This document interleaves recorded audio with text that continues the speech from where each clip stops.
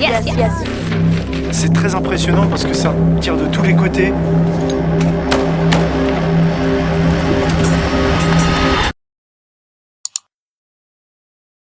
Salut, bienvenue dans cette vidéo un peu spéciale. Alors je sais que tous les youtubeurs ont l'habitude de dire ça, mais là c'est vraiment le cas. C'est même une vidéo exclusive parce que je suis venu quelques jours ici en Irak pour faire une vidéo. Je suis actuellement dans une base militaire irakienne parce que malheureusement le pays est en guerre. Je suis aussi pas très loin de la ligne de front, là où la coalition et l'armée irakienne affrontent l'État islamique. Je suis dans la ville de Mossoul, donc la deuxième plus grande ville du pays. Et puis vous allez suivre un petit peu ce qu'on va faire parce que je suis avec un groupe en fait, surtout avec deux coéquipiers. Je vais vous les présenter, c'est parti. Non mais viens là, qu'est-ce que tu fais? Pardon. alors pendant ces jours, je serai avec Fabien Volchta, que vous connaissez déjà, réalisateur caméraman, et surtout Bernard Genier. Salut. Reporter qui a fait le tour du monde, qui a couvert beaucoup de sujets, dont plein de zones en fait en guerre. Ouais, Bosnie, Afghanistan, Irak. Grâce à toi, j'ai l'opportunité de venir en Irak. Ouais. Et on est avec un groupe en fait, c'est ça? On est qu'un groupe qui est très particulier, c'est un groupe humanitaire armé. Ça existe nulle part ailleurs sur la planète. C'est des personnes qui vont juste derrière les soldats pour faire de l'aide médicale d'urgence. Pendant ces quelques jours, on va faire quoi? De la distribution pour la population? Ouais, on suit leur travail habituel. Ils font ça en Birmanie, ils ont fait ça au Soudan, et là ils font ça en Irak. C'est pas comme la Croix-Rouge, hein, c'est pas comme MSF qui sont derrière, qui ont des mesures de sécurité à prendre. Eux, ils sont collés à la guerre, armés, et ils interviennent auprès des populations tout de suite pour les aider, les réconforter, leur donner de la nourriture, leur donner de l'eau, leur apporter les premiers soins. Voilà, on est avec eux, je les connais depuis assez longtemps, ils me font confiance, donc on part avec eux.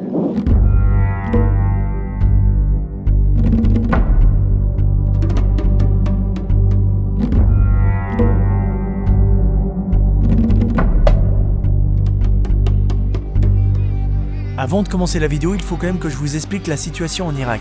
Je ne vais pas rentrer dans les détails car le pays est en guerre depuis plusieurs dizaines d'années. Les conflits sont compliqués, mais je vais quand même vous résumer rapidement la situation actuelle.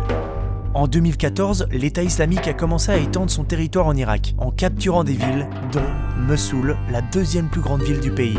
Elle fut dominée par l'État islamique pendant plus de 2 ans, et c'est en octobre 2016 que l'armée irakienne, aidée par une coalition internationale, a commencé à reprendre petit à petit le contrôle du territoire.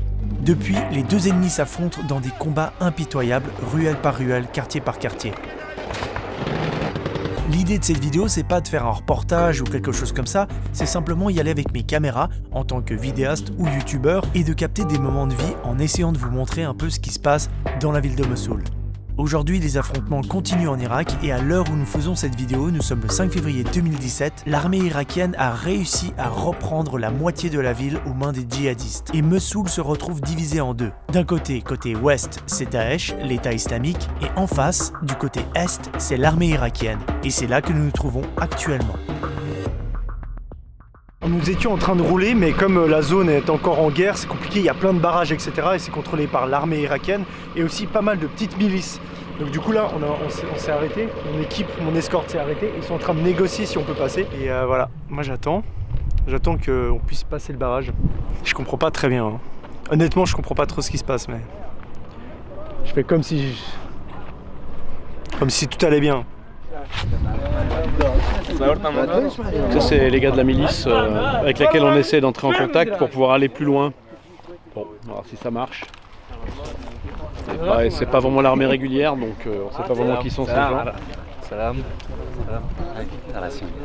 Et ça se passe bien les négociations? Ça avance lentement. Dans ces cas-là, il faut aller doucement.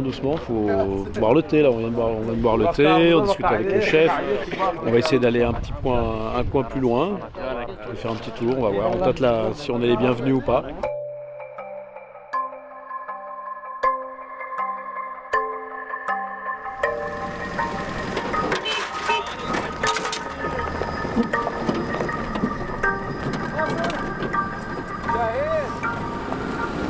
On a fait ami-ami avec eux, alors qu'on pensait qu'ils étaient plutôt hostiles, donc ils étaient plutôt sympathiques. Et là, ils nous invitent ce soir à manger avec eux, donc on va accepter leur invitation. Hein, ok, je vais monter dans le véhicule de transport pour hommes.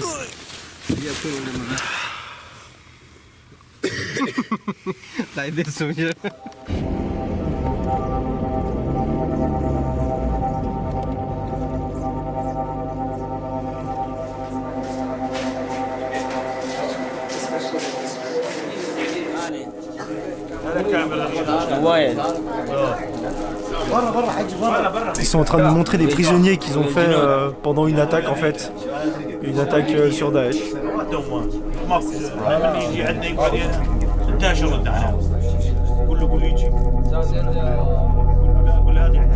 I am part of a group. It's called Free Burma Ranger. We've been working in Burma almost 25 years in the fighting area, helping the oppressed people. And that's where the Burma people are from. نحن كفريق نشتغل بالبورما تعرف مذابح ضد المسيحيين والمسلمين وغير الأقليات.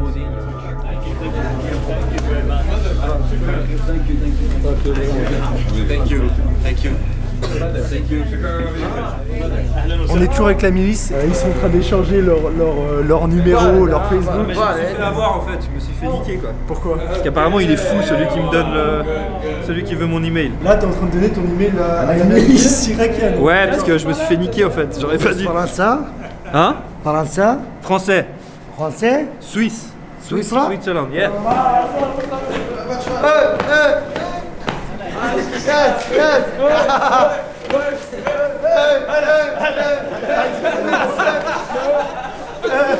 Well, thanks everyone.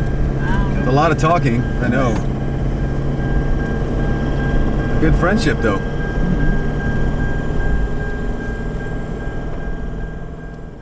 On est en plein cœur de Mossoul, dans une zone où il y a eu plein d'affrontements entre l'armée irakienne, la coalition et l'État islamique. Et en fait c'était un ancien hôpital. C'est assez incroyable, c'est vraiment très très fou. Bon là c'est bien cassé quand même, hein, là avec les raids de l'aviation, là on entend quand même qu'il y a encore un petit peu d'activité. On est à combien de mètres du front? De la rivière, Non mais c'est vrai, on peut se prendre un truc. bien sûr, on était à 800 mètres de la ligne de front là. Très bien, très bien. Comme vient de l'expliquer Bernard, on est vraiment très très proche de la ligne de front, donc là où encore les deux parties s'affrontent, on entend beaucoup d'explosions et de tirs. Et puis regardez comme c'est défoncé.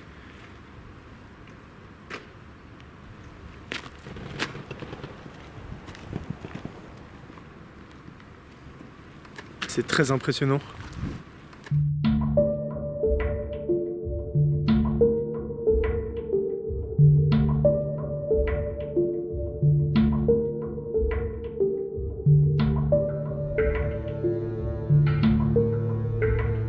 Ce que je vous propose, c'est qu'on visite cette partie. C'est un hôpital abandonné, enfin explosé, abandonné à cause de la guerre.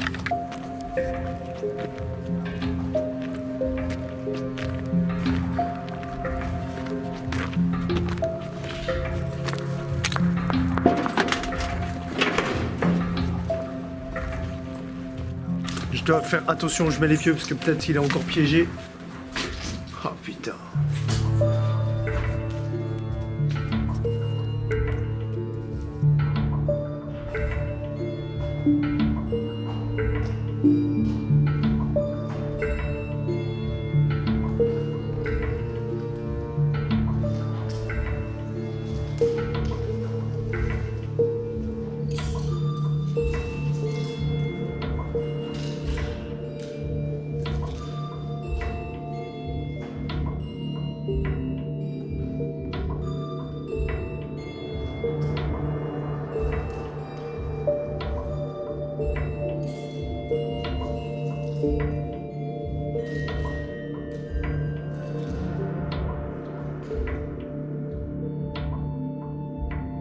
Il y a vraiment beaucoup de douilles partout et surtout des restes en fait de bataille avec cette tache de sang.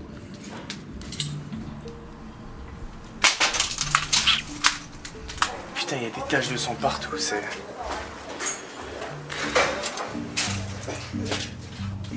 C'était fou, c'était très fou. Une zone de guerre quoi, et en plus ça fait même pas... il y a à peine 7 semaines, 8 semaines, ils étaient en train de combattre encore ici. ISIS flag sticker for you.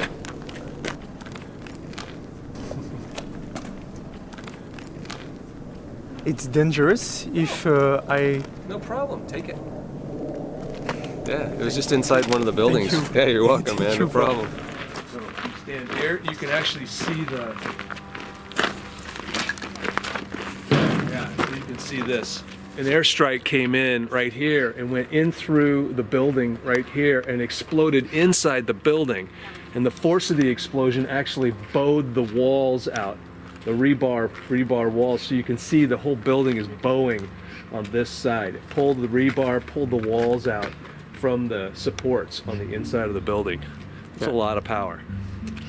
And I smell too. Yeah, you still smell that burnt smell because the explosion sends off the cordite smell from the actual bomb itself, and then also the fire. Crazy.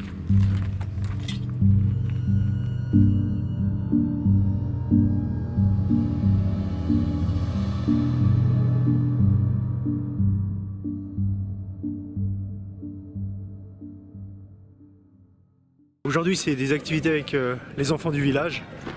Donc ils sont tous rassemblés, ils chantent. L'organisation, elle fait des petits concerts, elle parle, elle chante. Ils s'amusent ensemble et c'est pas mal.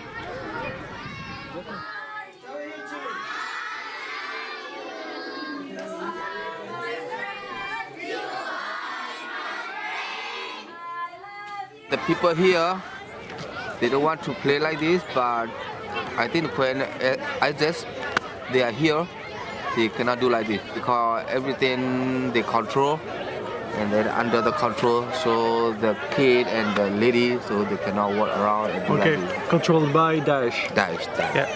So I watch and then I'm very happy because of the kid and the mother get a freedom in the spiritual. Ils sont en train de distribuer des jouets, des cadeaux aux enfants et apparemment c'est le bordel.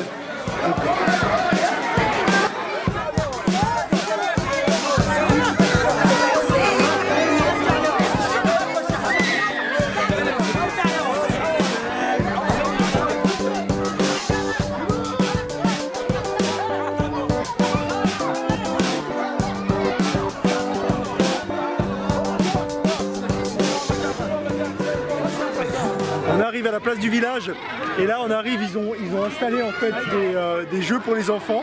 Ça contraste avec ce qu'il y a autour mais c'est super cool, en plus ils sont tout contents.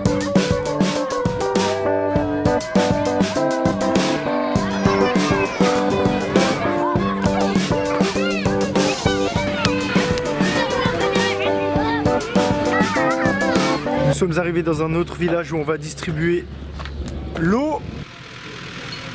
Parce que j'ai oublié de vous le préciser, hein, mais ces gens n'ont plus d'électricité, plus d'eau courante, donc c'est aussi ce genre d'action que mènent les Free Burma Rangers ici en Irak, aider, réconforter et soigner les populations.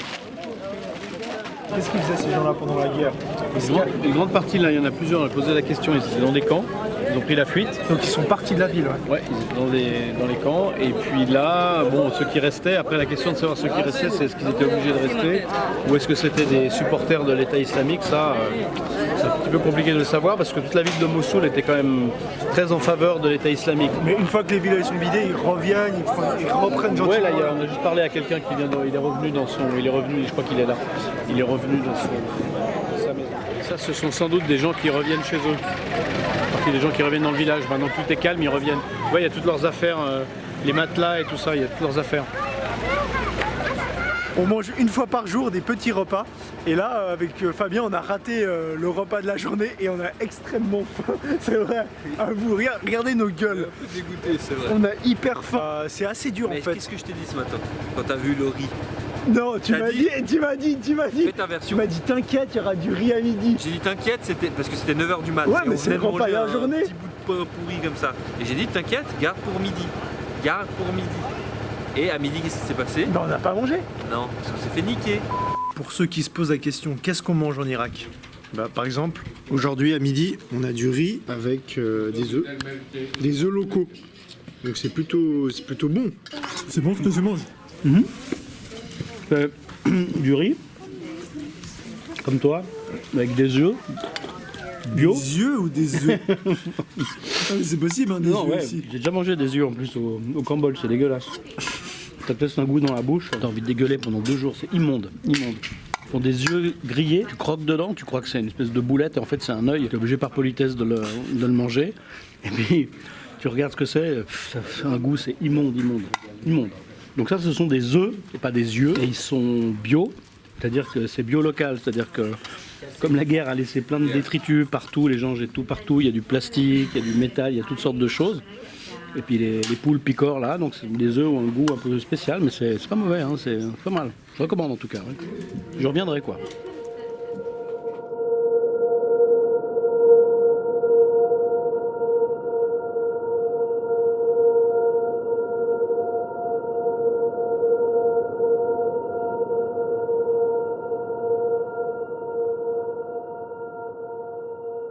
Donc voilà, c'est le soir, il est 9h, on vient d'arriver dans une maison pour pouvoir rester quelques jours. C'est une maison complètement vide parce que les habitants, eh ben, soit ils sont partis à cause de la guerre, soit ils sont dans des camps de réfugiés. Ouais. Bonsoir. T'entends les chiens? C'est pas des chiens. C'est quoi? C'est des petits canards. C'était nul. Allez, je vais vous faire visiter.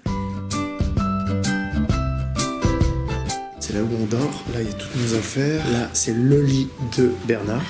La place de Bernard, en fait le mec il a toute une place. Ça c'est la place à Fabien qui est au milieu, qui est en train de regarder ses photos en écoutant la musique. Et ça, la petite place ici, c'est la mienne.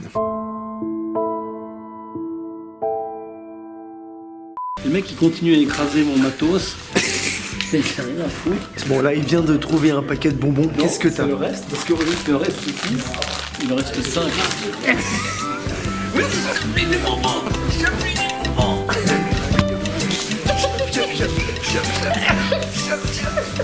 Tout ça pour des bonbons, hein, parce qu'il y a très peu de nourriture, donc on se bat comme des animaux. Il y a des petits bonbons Haribo et ils se battent comme des animaux, c'est incroyable ça. Ready to kill.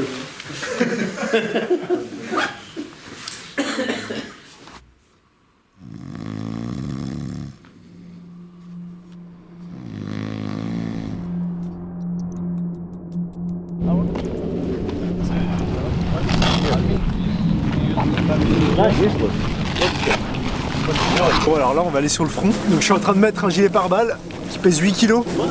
On va être escorté par l'armée irakienne.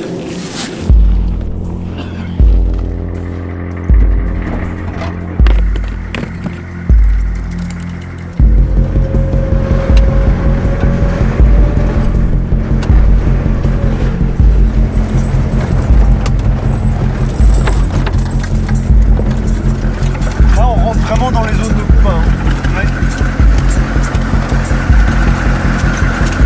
Ça s'est beaucoup battu là.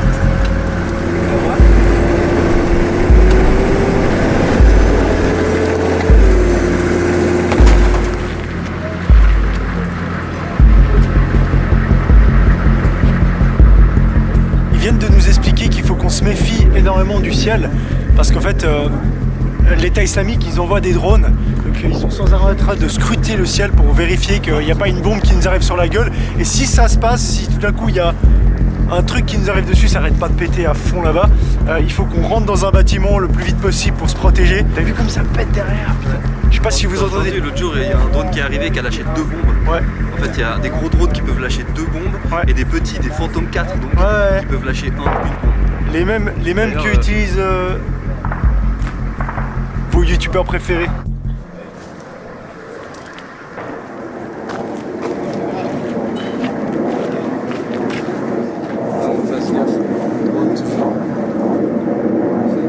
Gaffe, ils ont des nains. Ils ont dit que c'était piégé là. Faut qu'on bouge. Putain les gars, je vous jure. Qu'est-ce qu'il y a? Il faut faire gaffe parce que s'ils visent, ils vont viser le Humvee. Ok. En fait, il faut qu'on se planque du ciel parce qu'ils envoient des drones comme on vous a expliqué avant. Des drones Phantom 4 et des choses comme ça, donc on se planque avec le couvert comme ça. Les tirs, il faut t'abriter derrière un mur. Tu vois, par exemple là, il y a plein de petits. Tu peux te coucher derrière. Mais si ça vient en drone, il faut dégager parce qu'ils vont essayer d'allumer le. Mais on va où? Il faut aller à l'intérieur, il faut pas que tu te prennes des drones sur la gueule. Mais où à l'intérieur? Mais je sais pas, le truc c'est qu'on sait pas ce qui est piégé, on sait pas. Mais il faut aller là, devant là, toi. En 6 ans, je crois que c'est la vidéo la plus folle que j'ai jamais faite.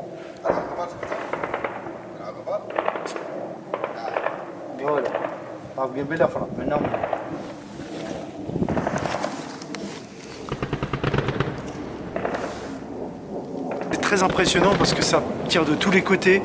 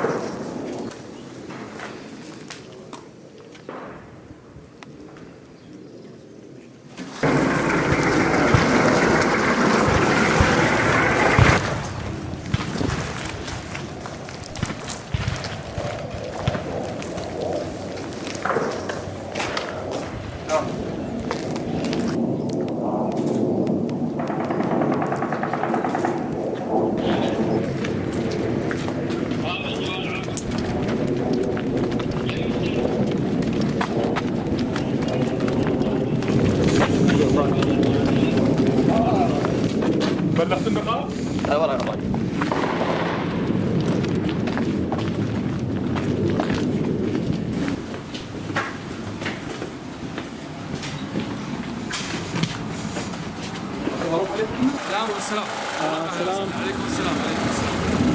là, ce sont les snipers irakiens qui ont repéré les positions de l'État islamique, qui s'infiltrent en traversant la rivière. Ils arrivent quand même à passer de ce côté-là.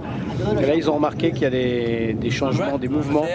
Il y a 3 hommes qui vont dans un sens, ils font des sortes de relève de la garde et ils repassent. Donc ils sont à quelques centaines de mètres de nous. Ils essayent de leur tirer dessus et ils essayent de les abattre.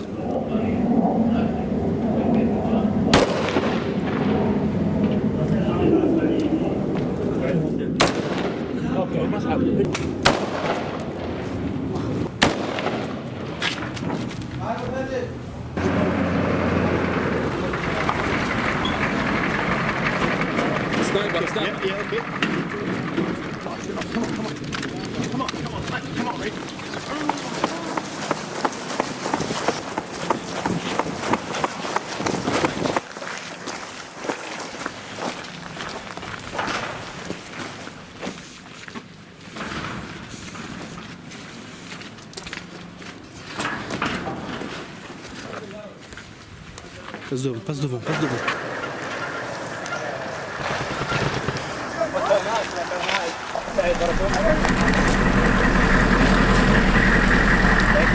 Right there, see it?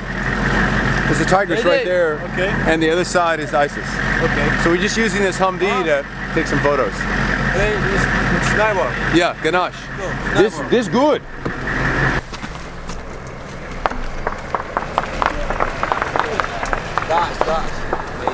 داعش هم الجردان ده ولا الجردان مع 2 ابد ولا واحد نسلهم مستر دايفيد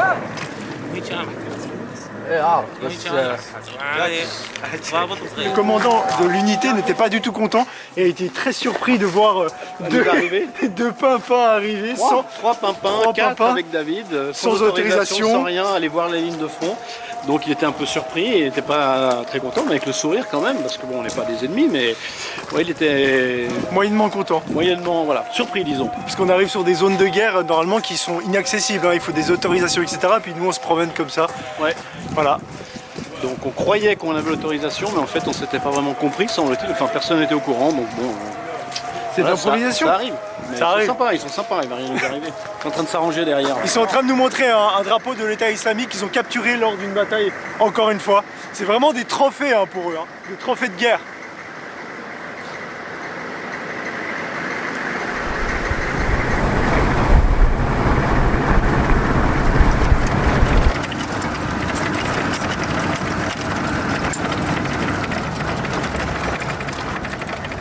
Bon bah voilà, la journée est terminée, la nuit est en train de tomber, donc on rentre à la base. Parce que c'est jamais bon de traîner de nuit dans des villes comme ça, dans des endroits comme ça. Donc l'unité rentre. Et Bernard a l'air très fatigué. Tu rigoles ou quoi? Faites fort.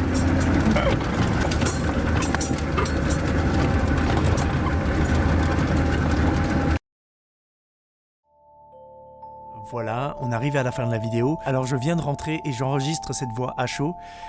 Mais j'espère que la vidéo vous a plu, que vous avez appris des choses, compris la situation ou tout simplement passé un bon moment. Pour l'instant, pour moi, c'est très certainement ma meilleure vidéo car l'expérience était incroyable. Même si j'adore créer des conneries, faire le con, uploader des trucs bizarres sur ma chaîne, je trouve très important ce genre de thématique et c'est pas parce qu'on est youtubeur qu'on ne peut pas traiter ce type de sujet, bien au contraire, on devrait le faire plus souvent en fait. Un grand merci à Bernard. Alors il n'a pas encore de chaîne YouTube donc je peux pas vous dire allez vous abonner à sa chaîne. Par contre Fabien en a une. Donc allez vous abonner à sa chaîne et surtout merci à lui. Merci à Boubitch, merci à Ashraf et à toutes les personnes que j'ai croisées pendant ce voyage et merci à vous. Je vais vous laisser et si vous avez des questions, des suggestions, on se retrouve comme d'habitude dans l'espace commentaire. Et puis voilà, moi je vous dis à bientôt pour une nouvelle vidéo. Ciao!